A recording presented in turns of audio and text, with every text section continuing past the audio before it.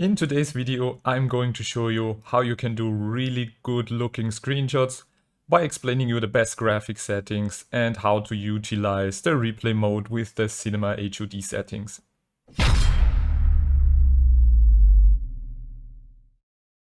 Welcome to Boonatix, the channel for Simracing enthusiasts and beginners alike. And I got a lot of requests because of the screenshots I post and what my graphic settings are. So I decided, let's just do a video explaining the optimum graphic settings and how you set up this Cinema HUD in the replay mode. And also, what are like the best in-game times for setting up replays so that you have the best lighting and can do some really cool screenshots on your own. The first thing you want to do before you get started with replays or screenshot is head into the options and video settings.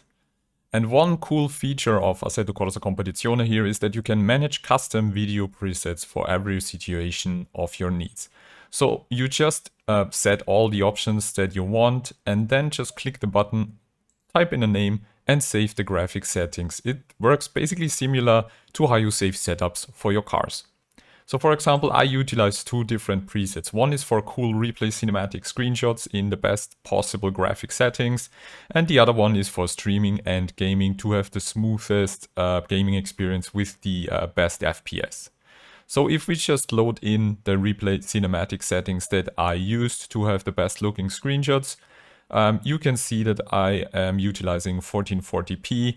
I always set actually a frame rate limit, especially in my gaming and streaming setup, to just not overload my system, because it's not necessarily important to stream with 80, 100, 140 or whatever frames per second when you're streaming. So this can help smooth your system performance.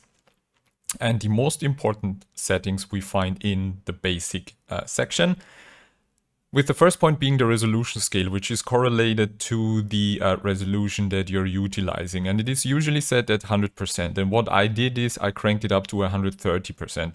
What this does is it makes the image even sharper and look like it is even a higher resolution than you are utilizing. But beware, this might slow down your frame rate quite a lot. So the higher you set it, the more it uses your system and GPU resources. And this can result in stuttering and losing frames. So be careful. Honestly, in a replay setting, if you just want to do cool screenshots, there is no need to have super high 60, 80, 100 frames per second. It is even enough to go with like, I don't know, 20 to 25 frames, as long as it enables you to take the shots you want. And the rest of the settings is usually always on epic for my hardware. Be aware that the anti-aliasing type should always be KTAA to have no ghosting. The things we can ignore here basically is the mirror view distance, mirror quality and mirror resolution. You can even put it to the lowest settings because we don't care, as we are always using the external camera. And then the advanced setting here in my example to have the best performance. And then one important other feature is the motion blur. We set this to only external cams, and what that does is when you're utilizing the free outside camera in your replay, you have a really cool motion blur while playing the replay in the background to give it a more realistic touch and a really good looking picture when you, for example, do some screenshots from races and fast laps and so on. And the second cool feature is the saturation, which is usually set at 100. I cranked it up to 110, and what this does, it automatically saturates the color in the game replay, making it look even better and giving you a better base for a really cool looking, sharp and saturated screenshot that you can then, for example, edit in Photoshop or other software as you like. If you want to create a really good looking replay to present the car with a custom livery, for example, there are several options you should be aware of and that help you make the best out of the lighting and the looks of the car in the game. And this is actually always either the dawn or sunset. And depending on track, this is a bit different. For example, most tracks have the best dawn at somewhere around between 6 and 7 a.m. So what you do is you just start a practice mode, set the day-night time to 6 a.m. in the morning, and if you want to have an easier time trying it, you can set the time multiplier to 2 or even 4. I would not recommend to go higher, because if you do a few laps, it might be too quick for you and the sun just comes up and you maybe miss the best opportunity for a cool screenshot. So what I would recommend is you go with like a 2 or 4 time multiplayer to give it a try and see where the sun is coming up and if the time set correctly. And then you choose the track of your preference. Some of the coolest tracks with really cool sunrise is actually Kyalami, for example, or what's also cool is the where do we have it? Mount Panorama, which is absolutely insane when you're going up the mountain and have a really cool panorama. What also works well is Hungaroring, for example. So just pick one of these tracks, pick your car, set the time 6 a.m. in the morning, and then just do a few laps and see where the sun is coming up and how it looks for you. Of course, always make sure that your weather and track conditions are set to the clear preset so that you can make the best out of the sunrise. After you have done your laps and you are happy with the lighting conditions, the sunrise, and are ready to do your screenshots, we jump into the replay. Now you can either save the replay or just directly edit the replay into your session. I always recommend to just, if you want to keep coming back and do some cool screenshots, just save the replay. Before we take any screenshot, we hit Alt and Tab to get into these theme options. You will find the settings below. Click there. And the reason why we do this is we go to the in-game tab because we want to save an uncompressed copy of every screenshot that we do. So you just tick the box and also here select the screenshot folder where you want to save the uncompressed versions. This will give you a much better base picture to work with if you want to continue editing in, for example, Photoshop or other programs. And now that we have done that, it is time to get into the replay and start checking how the scenes have worked out and where we want to do our screenshots. And for this, we're going to utilize the free camera. And for this, I actually recommend you that since we have no option to kind of tilt the camera, we are going to trick a little bit and jump to the first part where the car is leaving the pit lane and going back out onto the straight finish line, which is usually flat. And we are pausing the replay here. Then we hit F7 for the free camera. And the way you navigate through the free camera is on the one hand through your keyboard the arrow keys left and right and forward and backward. And then we use the right mouse click to pan the camera and rotate it. And we use the mouse wheel to decrease the speed when scrolling with the arrow keys or to increase the speed while scrolling with the arrow keys. In this way, you can very precisely set up your camera. And the most important thing now is we find an angle that we want to check where we have the background so we can see how far the camera is looking, what's coming up at the horizon, and we can start setting up our view settings. So for this, you click the middle mouse button once, and then it opens up the Cinema HUD for you. First, you have some camera controls, but the more interesting thing for us is the depth of field. And here you have a lot of different settings that you can change to your benefit.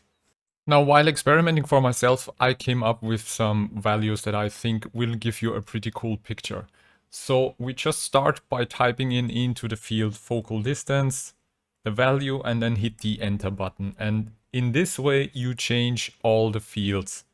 Hit up the far transition and enter. And then we move to the far size where we only change a small value and hit enter. And the focus area. And while we do that, you will notice that the background of our picture is changing. And this makes the picture much more realistic. And once we are done with that, we hit the middle mouse button again. And now you can see how already our picture is starting to look really cool. And with the motion blur that we activated in the options and starting the replay, you can now see how very much different and much better your in-game looks and is ready for some pretty cool screenshots. So the way I always do this and approach making cool screenshots is I'll just flick through the replay, and once I find one scene where I want to do a screenshot, I just click back 2 times to go back 10 seconds, make the bar disappear, and then just waiting for the moment to happen and press the screenshot. Now, I just said that unfortunately there's no way to tilt the camera, so you can basically trick the game. When the car is moving and the replay is playing, you just keep moving around with the arrow keys around your car to find a cooler angle for your next picture, to check where the sun is coming up, to see if there's any cool angle you can use for another screenshot. And while you're moving the camera and the car is driving on track, you can notice the camera is tilting. And this is happening because when we set the free cam on a flat straight, the camera basically anchored with the car to the flat field of view. But as the car keeps moving over the track and is basically tilting with the track and also changing the angle, but the camera staying the same to the flat track anchor, we have now the camera tilting into some really cool angles. And with this you can keep on experimenting. So unfortunately this is the only way, and might be a bit more time consuming than, for example, in competitive games like project cars, where you have an option to tilt the camera. But in this way, just keep doing it for a few moments and you will notice, wow, you can actually come up with some pretty cool angles for some more screenshots.